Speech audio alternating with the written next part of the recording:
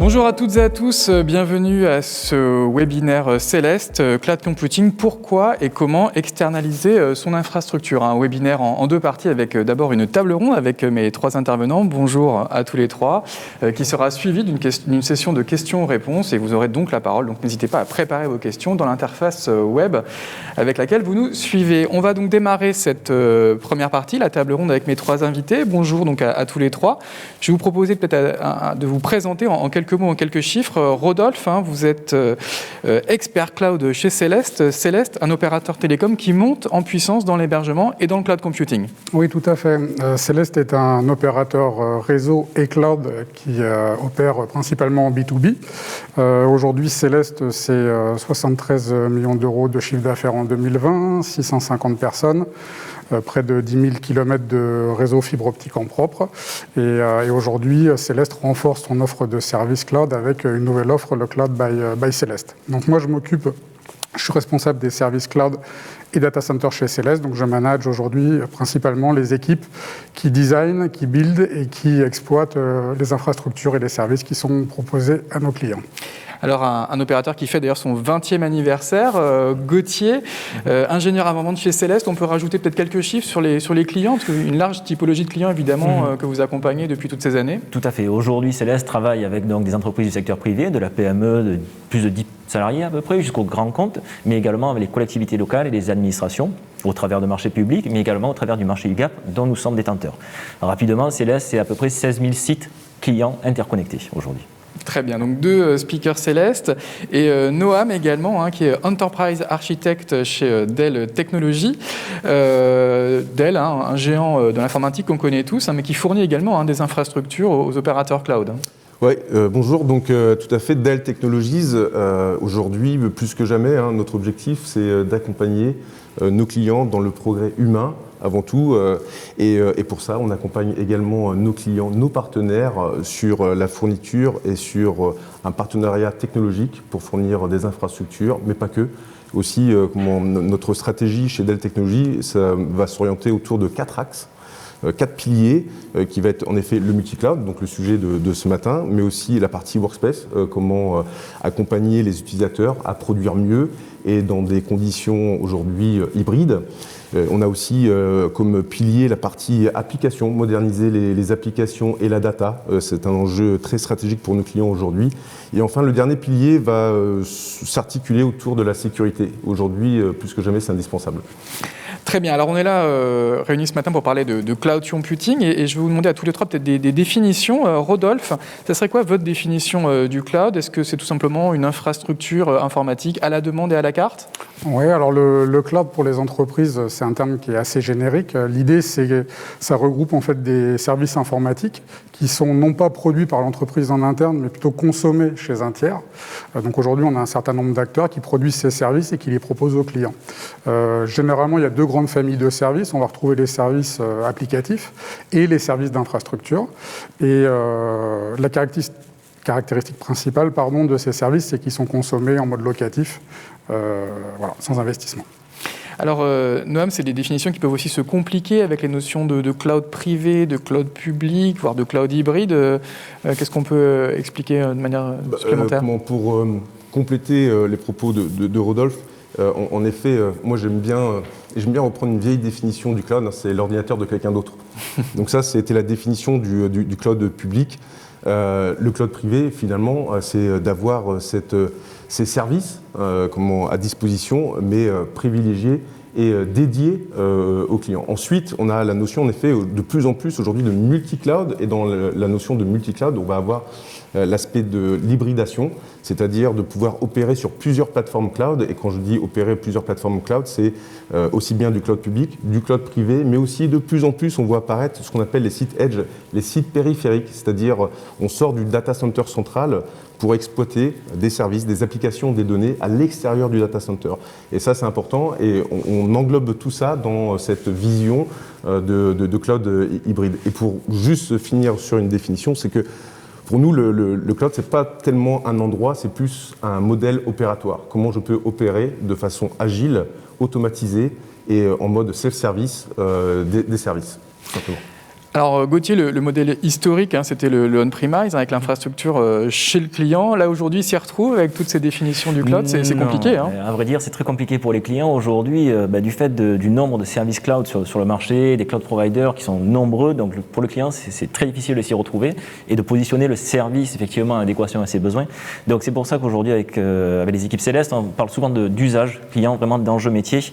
On va discuter autour de ces usages avec le client et vraiment définir donc ses besoins principaux pour positionner les services en adéquation derrière. Très bien. Alors en tout cas, Céleste a travaillé sur une offre, le Cloud by Céleste.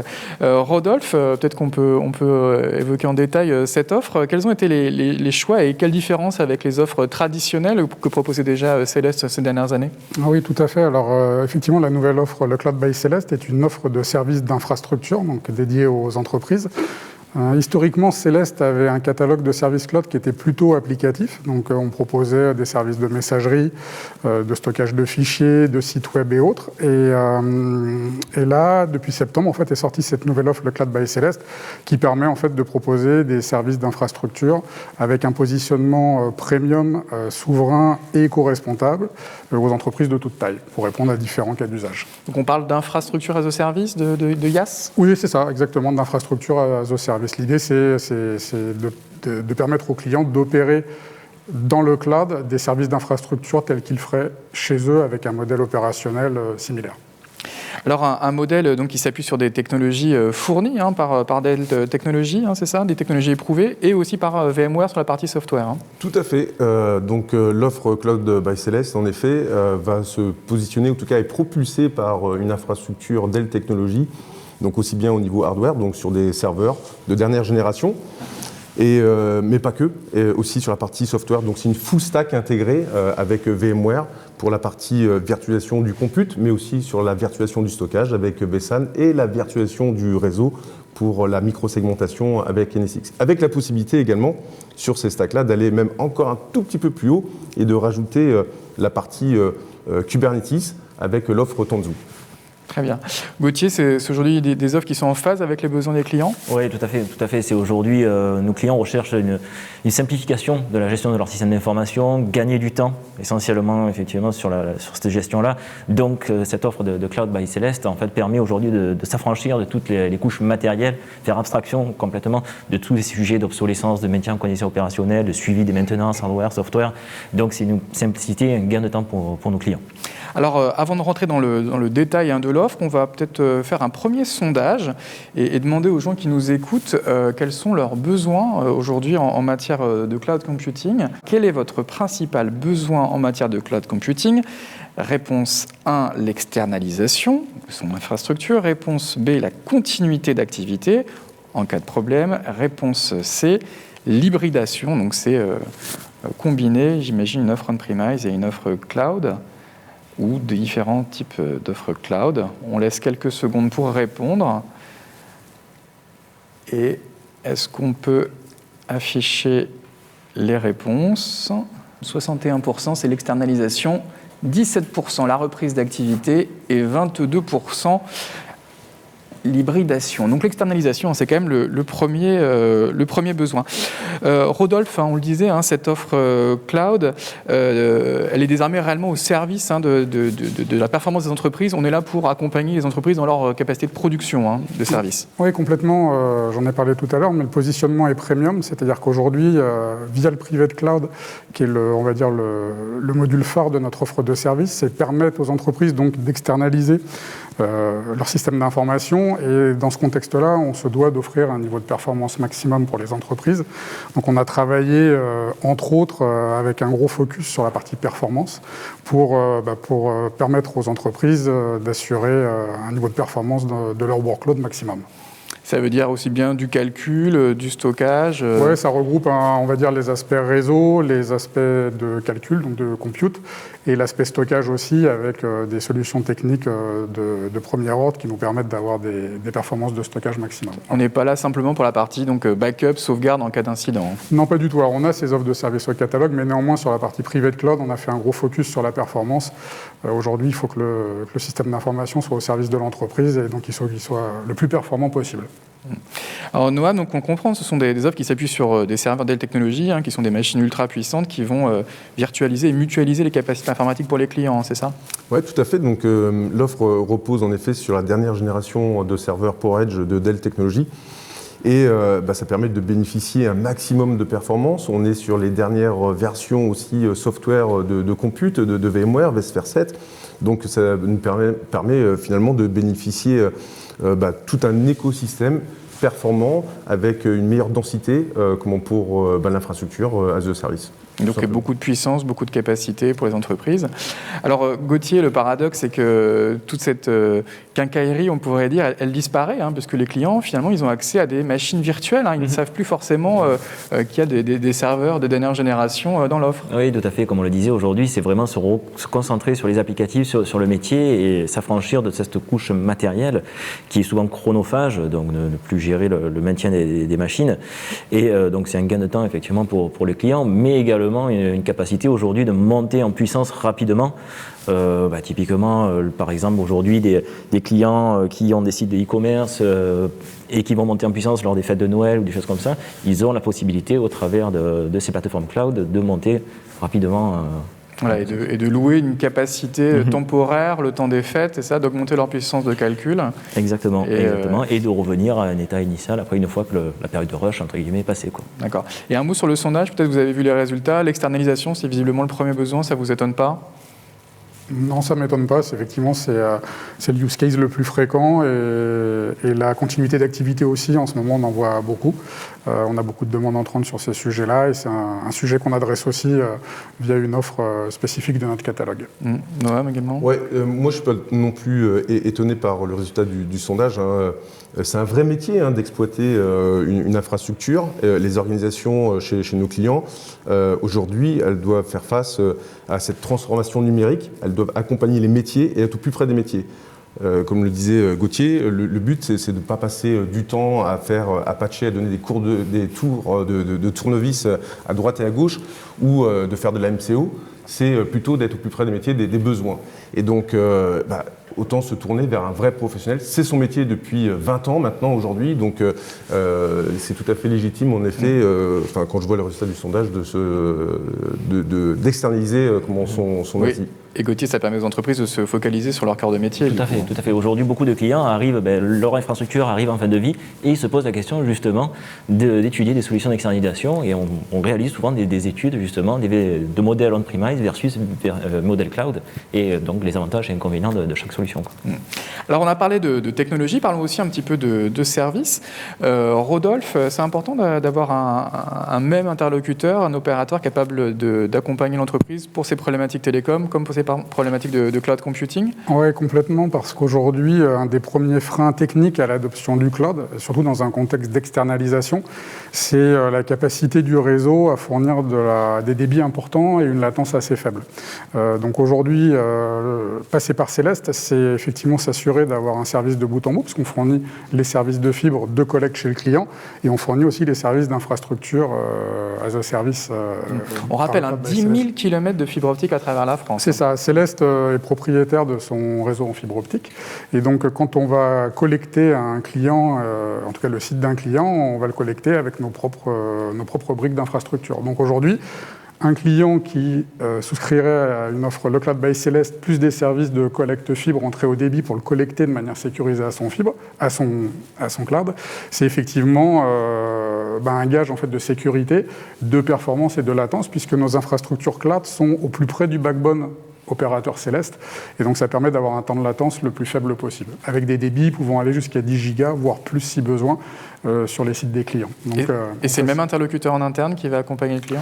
Complètement, que ce soit sur le commerce, l'avant-vente ou ensuite la partie support, vous avez un guichet unique, et donc ça permet d'éviter des effets de ping-pong entre plusieurs acteurs sur un même sujet, et du coup d'avoir une chaîne complète, une proposition de valeur qui soit la plus complète possible, quoi.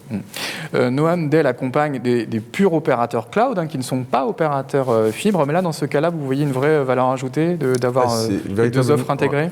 Véritablement, c'est vraiment une plus-value de Céleste de pouvoir proposer en effet d'être un opérateur telco pour les clients. On le voit bien, le sondage, on veut externaliser, donc c'est accéder aux données à distance. Si l'utilisateur, sur son lieu de travail ou à son domicile, perçoit des latences, on va avoir des mécontentements, on aura des problématiques de performance de production. Donc c'est vraiment très important de pouvoir transporter cette donnée au plus près de l'utilisateur et en limitant en effet cette latence, comme l'a souligné Rodolphe. Oui, Gauthier, il y a cette question de la latence, de goulot d'étranglement lorsque l'offre elle est conçue par deux interlocuteurs différents. Oui, tout à fait. Nos clients, lorsque notre client va externaliser son système d'information, il va se poser à un moment ou à un autre la question de comment je vais accéder à mes données. Et c'est là que ça peut devenir très compliqué pour nos clients. Ils sont chez un fournisseur d'accès, ils sont chez un cloud provider. Comment j'interconnecte tout ça? Et effectivement, comme vous le dites, c'est éviter en effet les goulots d'étranglement. Donc ça peut devenir très, très compliqué. Et donc l'avantage d'avoir un interlocuteur unique, c'est qu'il va avoir une solution homogène, c'est ça pour les clients. Tout à fait. On va maîtriser en effet l'information du site utilisateur jusqu'à la plateforme cloud et donc assurer en effet une performance et éviter ces goulot d'étranglement, mais également assurer une sécurité du fait que les informations restent sur un réseau complètement privé de bout en bout sans repasser par un réseau Internet. Alors on va reparler sécurité dans un instant. Juste avant, je voudrais parler d'un autre point très important dans le cloud, c'est la dimension tarifaire. Rodolphe, vous en avez déjà un petit peu parlé, mais le cloud, dans le fond, c'est passé d'une propriété des machines à leur location, d'un modèle CAPEX à un modèle OPEX, c'est bien ça? Oui, complètement. L'idée, c'est effectivement l'entreprise a un modèle économique qui change complètement. L'objectif, c'est en plus d'apporter de la flexibilité d'un point de vue opérationnel, c'est aussi de permettre à l'entreprise de préserver sa capacité d'investissement pour son vrai business et donc en fait finalement de consommer en fait ses ressources de manière flexible avec un modèle 100% locatif. Voilà. D'accord, et en fonction effectivement de ses besoins. Noam, il y a des offres de cloud public qui ont aussi les mêmes promesses, mais qui sont parfois un petit peu opaques en matière tarifaire. Oui, tout à fait. Alors juste pour compléter, en effet, le modèle as a service, aujourd'hui, c'est véritablement la tendance du marché. D'ici 2023, on estime à peu près 15% de l'IT sera consommé en mode as a service. Donc c'est très important d'avoir ces offres-là à disposition. Et donc en effet, le cloud public, c'est bien, il y a des services, c'est très bien, la qualité également, mais on a souvent une mauvaise surprise, c'est assez opaque comment la partie tarifaire du cloud public, et c'est pour ça que de plus en plus dans les organisations, on voit apparaître des nouveaux jobs. On parle beaucoup de FinOps, parce qu'il va falloir en effet avoir cette sensibilité sur la consommation et ce que ça coûte exactement. Et ça, on a de plus en plus, on va dire, des feedbacks de gens qui sont tout simplement mécontents de voir la facture à la fin du mois et ça n'a pas du tout été à la hauteur de ce qu'ils avaient envisagé au tout début. Je vous prends un exemple. Pour opérer dans le cloud public, on va faire appel à des API. Et les API, ce sont des requêtes. Je vais par exemple explorer un bucket S3 chez un cloud public, je vais faire des appels API vers ce bucket S3. Rien que cette requête-là, c'est un coût. Le coût du stockage également, et on s'est vite aperçu que finalement les requêtes API coûtaient même aussi cher que finalement le stockage. Donc on voit véritablement que on a des coûts cachés qu'on n'avait pas forcément estimés au tout début. Et donc c'est vraiment une problématique en effet de maîtriser cette gestion des coûts dans le cloud public. Gauthier, c'est important pour les clients de Céleste d'avoir cette visibilité sur les coûts et justement pas de mauvaises surprises. Oui, c'est important. Et l'avantage aujourd'hui avec Céleste, c'est comme on disait, c'est un guichet unique, donc c'est un interlocuteur commercial qui va gérer donc la partie cloud, mais également la partie télécommunication. Donc c'est vraiment aujourd'hui complètement transparent pour le client. Il sait aujourd'hui la facture qu'il va recevoir à chaque fin de mois. Et avec des forfaits, principalement des forfaits définis à l'avance. Donc tout connaît à l'avance le prix de sa facture. Tout à fait, pas de mauvaise surprise effectivement à la fin du mois, comme le disait Noam, en fonction des ressources consommées qui peuvent être effectivement très variables. Lorsque nos applications ou des sites d'e-commerce, encore une fois, marchent bien, on va avoir une consommation de données, de calculs ou autres qui peuvent être exponentielles. Donc pas de mauvaise surprise. Rodolphe, c'est une bonne chose. Oui, c'est très très bien. Cette approche de service essentiellement forfaitaire, ça permet aux entreprises de maîtriser leur budget. Parce que le PS Hugo, c'est bien, mais il faut pouvoir le maîtriser et c'est compliqué pour les entreprises. Donc là, nous, on a une approche qui est à 99% forfaitaire sur le catalogue de services. Donc l'entreprise, sauf modification de ressources à consommer, est sûre d'avoir des factures quasiment identiques d'un mois sur l'autre. Très bien, on pourrait parler de sécurité financière et on va enchaîner justement avec la question sur la sécurité informatique avec un petit sondage, je crois. On va demander aux gens qui nous écoutent s'ils pensent que le cloud est plus ou moins sécurisé qu'une infrastructure traditionnelle. Voilà, selon vous, le cloud est-il plus sécurisé qu'une solution traditionnelle ? Réponse A, oui, il est plus sécurisé. Réponse B, non, il est moins sécurisé.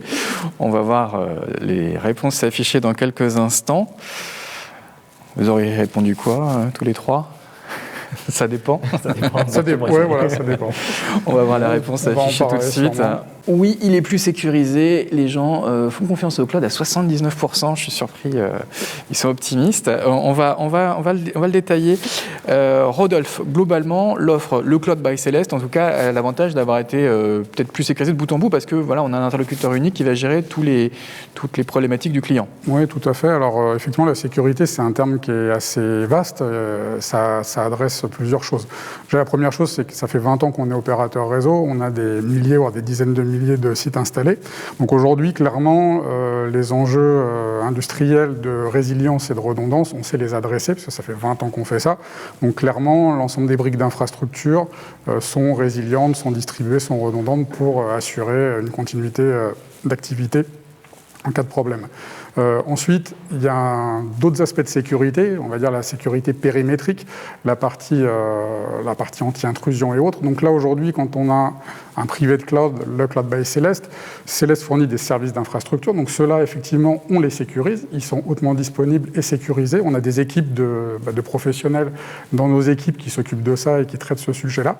Par contre, il y a une partie de la sécurité qui est opérée par le client, parce que lui, d'un point de vue opérationnel, il gère certains niveaux de sécurité sur sa plateforme. Et là, on va dire que c'est à cet endroit-là que finalement la responsabilité est transférée. C'est au client quand même de s'approprier la sécurité des éléments qu'il opère de son côté. Juste un mot tout de même sur les data centers de Celeste. Ils ont un niveau de sécurité quand même très très élevé avec une redondance. Oui, complètement. C'est des data centers qui sont certifiés et qui évidemment sont redondants et qui répondent aux bonnes pratiques de ce qu'on peut trouver dans ce domaine-là. Voilà.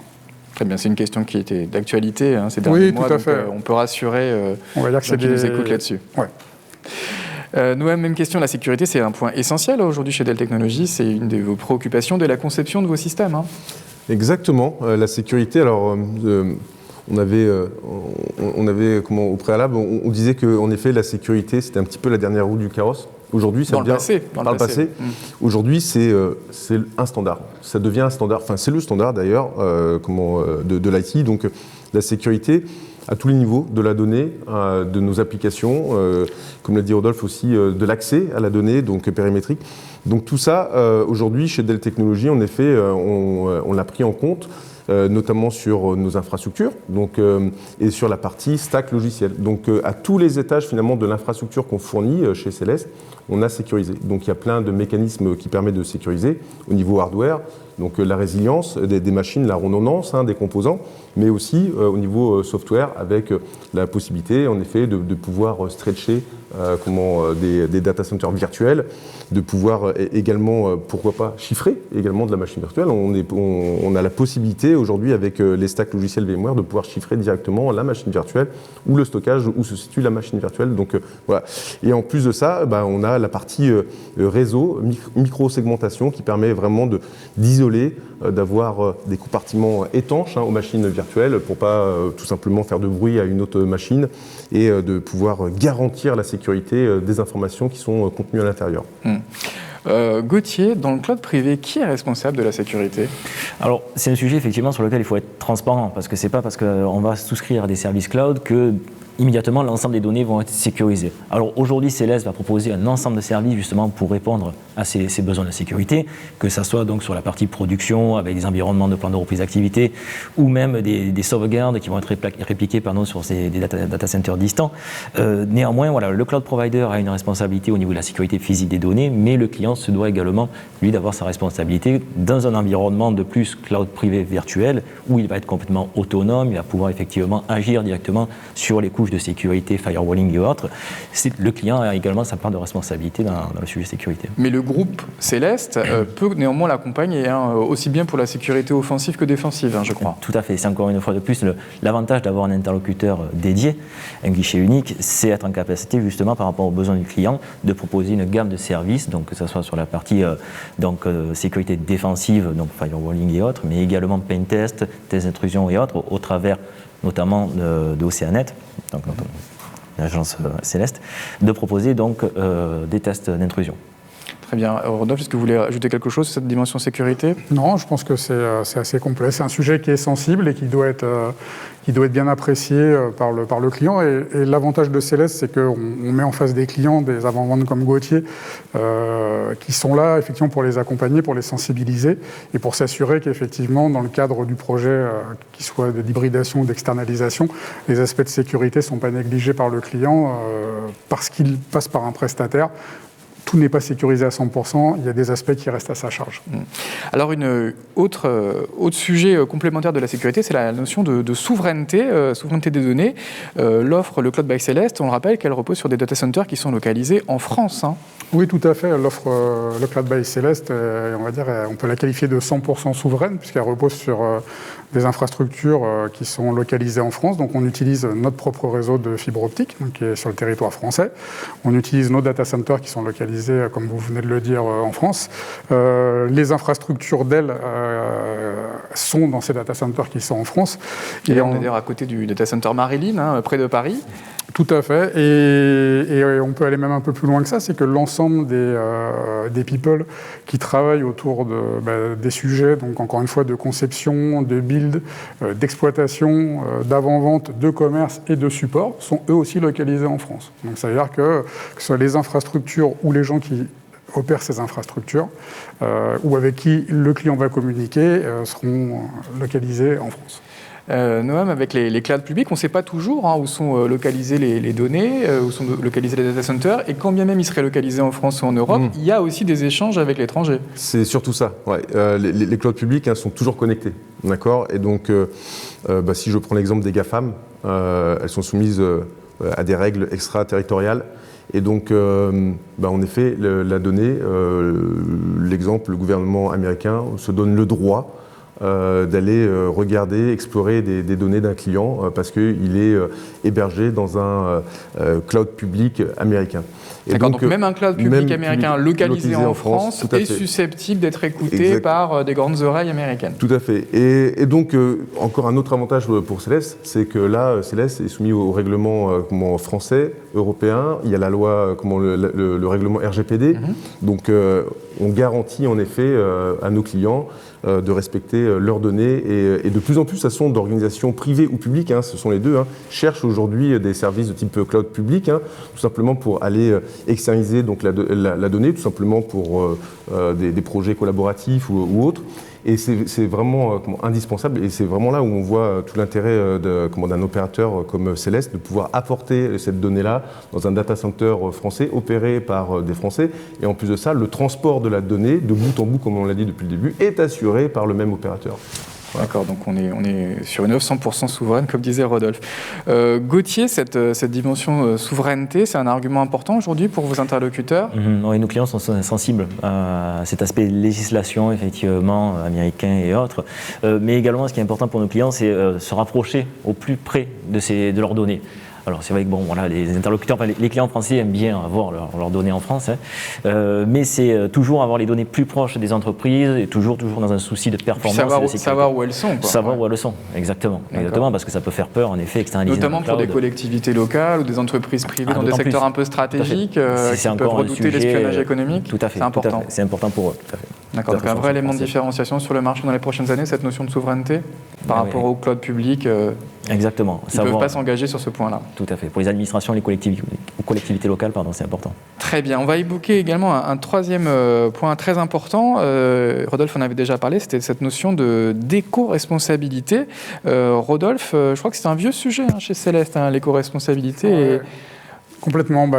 Céleste, la direction de Céleste est très très sensible à l'environnement et à l'éco-responsabilité. Donc à chaque fois qu'on attaque un sujet chez Céleste, on a toujours un prisme éco-responsable autour de la réflexion. Et du coup, quand on a travaillé sur le projet Le Cloud by Céleste, eh bien, on a essayé d'adresser ce sujet-là. Alors on a apporté 2 réponses. La première déjà, c'est qu'on a utilisé nos propres data centers pour localiser nos infrastructures. Et ces data centers ont des conceptions qui sont assez innovantes.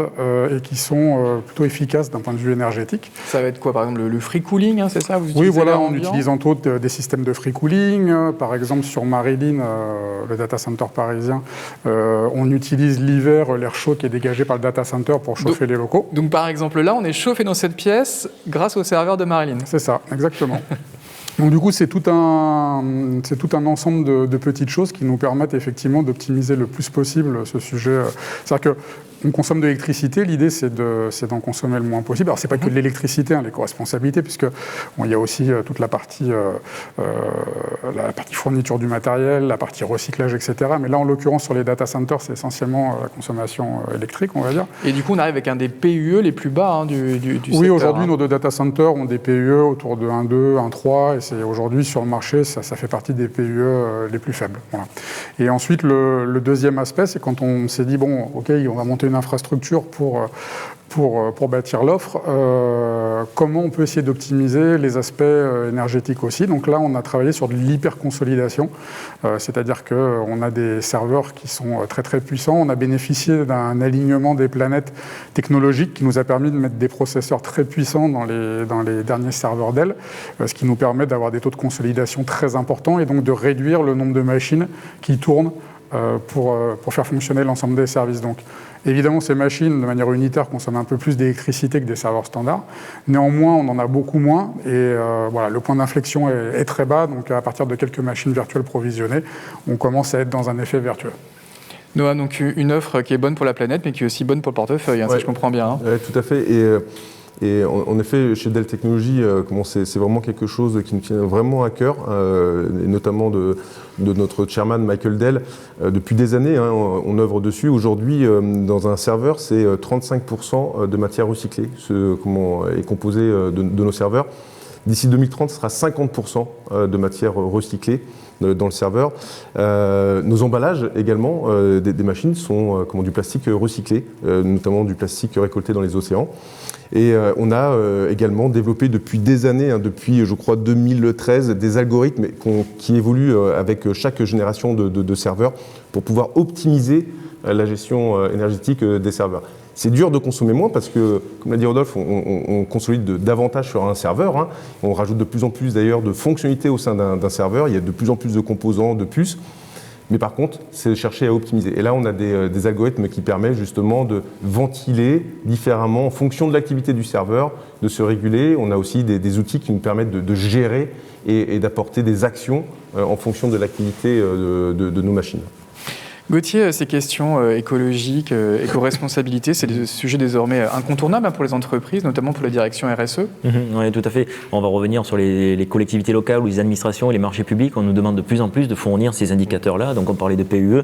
Typiquement, aujourd'hui, ce sont des indicateurs que l'on... C'est un critère d'achat pour ces organisations. C'est quelque chose aujourd'hui tout à fait qui est différenciant. Donc c'est vraiment important pour les clients. Et puis ça devient aussi une obligation légale parfois. Oui, tout à fait. Il faut être en mesure tout à fait de répondre à certaines normes. Alors que ce soit sur la partie cloud, justement sur ces indicateurs data center ou autres, mais aussi sur les aspects télécommunications et équipements d'extrémité, smartphones, mobiles. On nous demande effectivement de plus en plus d'utiliser du matériel recyclé, de seconde vie ou des choses comme ça. Et là, à nouveau, c'est un fort élément de différenciation par rapport à d'autres offres. C'est un fort élément de différenciation par rapport à d'autres offres du marché. On va tout à fait. Les clients priorisent souvent cet aspect RSE. Par rapport, en effet, à d'autres aspects. Très bien. Alors, on va basculer sur la deuxième partie de notre table ronde avec les questions-réponses des internautes. Alors, une question de Thomas qui nous demande quelle est la différence entre le cloud privé virtuel et le cloud public. Alors le cloud public, on va essayer de schématiser, mais c'est la capacité qu'un client a à venir en fait provisionner des machines virtuelles de manière unitaire et de consommer les services avec un niveau de granularité qui est lié à la machine virtuelle. Alors que le cloud privé virtuel, donc ça fait référence à l'offre le Cloud by Celeste. En gros, l'idée c'est de souscrire à un ensemble de ressources, de compute, de storage et de capacités réseau qui vont permettre après aux clients de manière complètement autonome de venir provisionner et exploiter les machines virtuelles qu'il aura créées à l'intérieur. Voilà. Donc on est vraiment sur deux types de services différents. On va dire que le public cloud, ça permet de déporter un ensemble de fonctionnalités ou d'applications à l'extérieur de l'entreprise. Le privé de cloud, on a vu tout à l'heure que ça répondait à des besoins d'externalisation. Donc là, on parle vraiment de système d'information et on va dire d'externalisation du système d'information. Donc un enjeu qui est encore plus stratégique pour l'entreprise, parce que c'est son cœur de métier. Très bien. Alors, j'espère que la réponse satisfait Thomas. Autre question de Laurent. Le cloud est recommandé pour quel type d'entreprise en particulier ? Peut-être Gauthier peut répondre. Alors, le cloud, ça s'adresse à tout le monde. Ça peut s'adresser à tout le monde à partir du moment où l'entreprise va gérer des données, elle va se poser la question, par exemple, de comment je vais sauvegarder mes données. Donc, typiquement, aujourd'hui, rien que ça peut s'apparenter à un service cloud. Donc, effectivement... On peut commencer par de la sauvegarde, du backup pour la continuité d'activité, puis progressivement basculer sur les activités de production plus gourmandes, c'est ça, complètement, en capacité de calcul. Tout à fait, monter en puissance petit à petit sur les services cloud. Donc ça s'adresse à tout le monde. Une question de Mélanie. Pourquoi la souveraineté d'un data center est-elle devenue un critère important pour l'hébergement ? On y a déjà un peu répondu. Peut-être Noam ?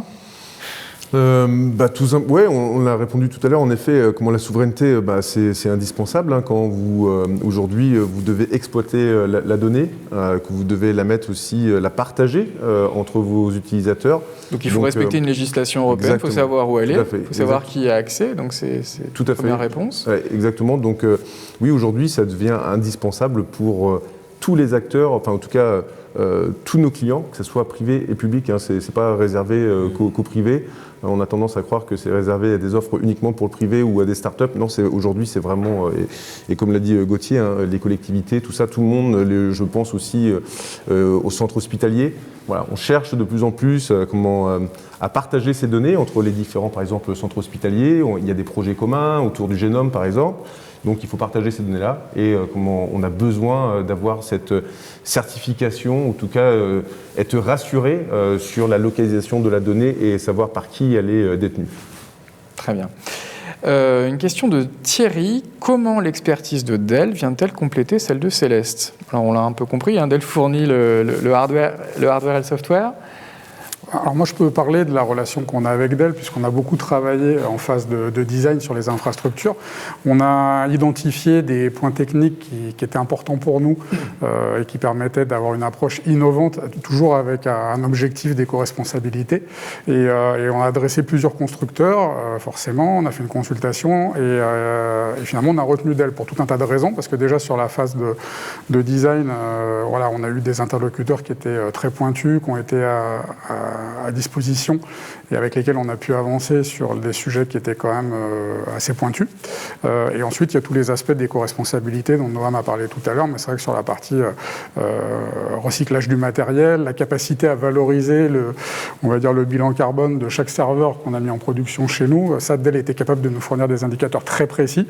Donc en gros, il y a eu une approche très technique et aussi très liée à l'environnement qu'on a choisi Dell, entre autres.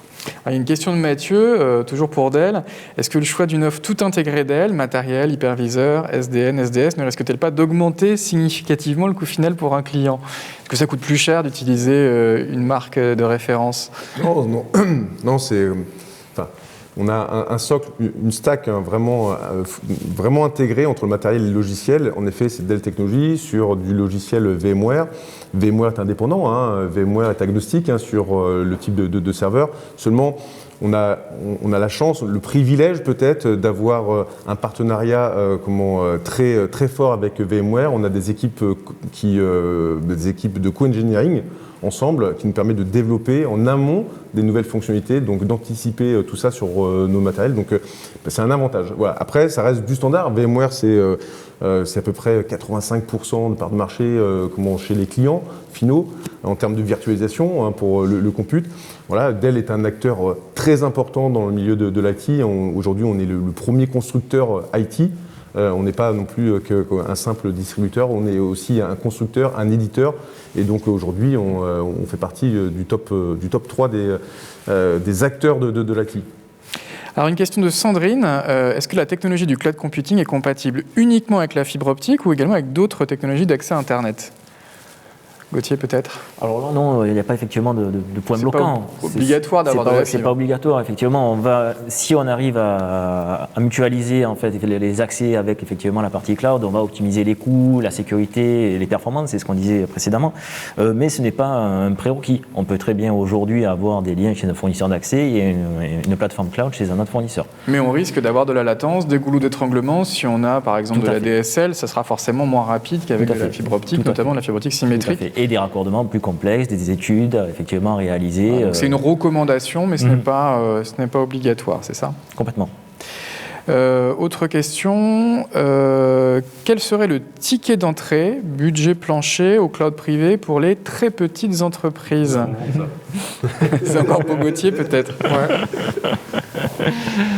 Difficile aujourd'hui d'annoncer un budget. Il faut étudier l'environnement, le besoin client et c'est un tout. C'est difficile aujourd'hui d'annoncer un budget d'entrée sur une question. Mais on peut donner un ordre de grandeur, ça coûte plus ou moins cher qu'une machine à café Alors encore une fois de plus, c'est difficile. On avait comparé le prix de la fibre optique au prix d'une machine à café, je crois, ce qui faisait un coût par utilisateur et par mois très raisonnable finalement. Oui, mais c'est difficile de comparer des coûts. On ne va pas potentiellement comparer un serveur qu'on va maintenir on-premise et du stockage par exemple et du stockage cloud. Parce que derrière le stockage cloud, vous allez avoir une équipe, des outils qui vont monitorer en permanence, qui seront là, alors que contrairement à un disque dur que vous allez acheter effectivement sur le marché, voilà, c'est un disque dur, vous allez payer, l'acheter. Sur un stockage cloud, vous allez avoir un service qui est caché derrière. Donc c'est difficile de comparer l'ensemble de ces coûts-là. Aujourd'hui, non, je ne pourrais pas vous donner de prix entre deux gammes, ça dépend. En tout cas, on peut peut-être dire que les entreprises qui s'engagent dans le cloud changent effectivement de modèle. Hein. On l'expliquait avec Rodolphe, et peut-être qu'elles ont aussi moins d'équipes internes puisqu'elles externalisent l'infrastructure. En fait, la valeur ajoutée qu'apporte le cloud, elle est assez complexe puisque effectivement, il y a le sujet financier, c'est-à-dire combien va me coûter le cloud, mais il y a aussi tout ce que ça apporte à l'entreprise. Ça apporte de la flexibilité, ça permet aux équipes IT d'arrêter de faire du maintien en condition opérationnelle, donc de se recentrer sur les sujets métiers. Donc du coup, de manière implicite, ça apporte de la valeur ajoutée à l'entreprise. Ces mêmes équipes IT, elles faisaient le MCO, mais peut-être qu'elles tournaient en astreinte pour assurer le maintien en condition opérationnelle. Donc c'est aussi des gens qui bossent plus en HNO. Donc si vous voulez, c'est une équation qui est globale. Il y a quand même beaucoup d'économies quand on externalise son infrastructure. Alors c'est un tout. C'est-à-dire qu'il ne faut pas avoir un prisme purement financier. Il faut avoir une lecture globale, c'est-à-dire la capacité. En fait, mon système d'information, ça ne doit pas être un centre de coût, mais ça doit être un système qui m'apporte de la valeur ajoutée et qui accompagne mon entreprise face à mes enjeux business, en fait. Voilà. Donc à travers de la flexibilité, à travers de l'OPEX, etc.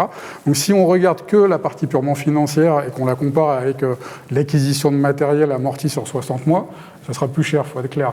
Néanmoins, dans l'approche globale, c'est souvent très avantageux. Voilà. Il y avait une question de Jean-Pierre, l'externalisation de l'infrastructure est-elle économique sur la durée ? Sur un an ou deux, peut-être pas, mais sur 10 ans, oui. On y a plus ou moins répondu. C'est-à-dire qu'externaliser son infrastructure, encore une fois, c'est pas que comparer les factures avant-après, c'est toute la valeur ajoutée que ça va faire. C'est aussi la transformation en interne de l'entreprise avec sa nouvelle façon de consommer de l'IT. Et il faut regarder un peu le sujet de manière très transverse, quoi. Il y a peut-être une dernière question de Karine qui n'a pas compris la définition du guichet unique. Est-ce que propose finalement Céleste avec un interlocuteur unique, c'est ça, pour accompagner les clients ? Non, vas-y, je t'en prie. Le guichet unique, en fait, c'est aujourd'hui, alors Céleste étant opérateur cloud et réseau, l'idée c'est que quand vous souscrivez à des services réseau et des services cloud en même temps, vous avez un interlocuteur unique. C'est-à-dire que c'est Céleste votre fournisseur, votre commercial c'est le même, votre avant-vente c'est potentiellement Gauthier qui aura traité l'ensemble des sujets.